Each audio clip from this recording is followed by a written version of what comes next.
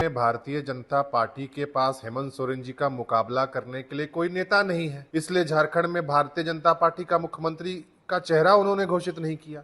हेमंत सोरेन नामांकन करने वाले हैं, जबकि बीजेपी उम्मीदवार तलाश रही है।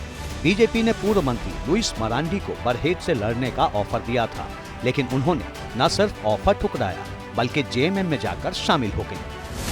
दुमका से हमें टिकट मिला भी नहीं, तो वैसे परिस्थिति में जो हम एक असहाय बेसहारा जैसे हो गए, तो उस परिस्थिति में हेमंत जी से संपर्क हुआ और अपने परिवार में शामिल किया। बीजेपी के बड़े बड़े नेता हेमंत के खिलाफ ताल ठोकने की बात करते रहे हैं, लेकिन ऐन मौके पर कोई आगे नहीं आ रहा। हेमंत सोरेन ने पिछली बार यानी 2019 के विधानसभा चुनाव में बरहेट और दुमका दोनों सीटों से चुनाव लड़ा और दोनों पर जीत हासिल की।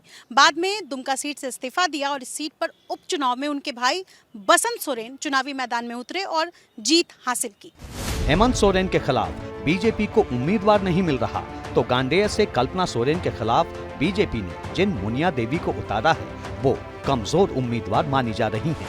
वैसे बीजेपी के नेता हेमंत और कल्पना को बंटी बबली बताकर निशाना साध रहे हैं और सत्ता से विदाई का दावा कर रहे हैं। तो हमें झारखंड को ये बंटी बाबलू सरकार से बाहर निकालना होगा। नरेंद्र मोदी जी झारखंड का युवाओं और मां को न्याय देगा। बीजेपी का दावा अपनी जगह, लेकिन एक सच्चाई जो सामने है वो ये कि हेमंत सोरेन सधे कदमों के साथ सियासत कर रहे हैं। जिस रणनीति के तहत बीजेपी चुनाव मैदान में बड़े चेहरों को उतारकर विरोधियों पर मनोवैज्ञानिक दबाव बनाती है, वही फॉर्मूला जेएमएम ने अपना लिया है।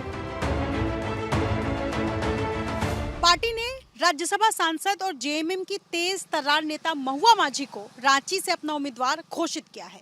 महुआ 2014 और 2019 में इसी सीट से चुनाव हार गई थी। 1996 से बीजेपी के सीपी सिंह लगातार रांची सीट से चुनाव जीत रहे हैं। For exclusive and insightful videos, subscribe to our new channel ABP Live Premium.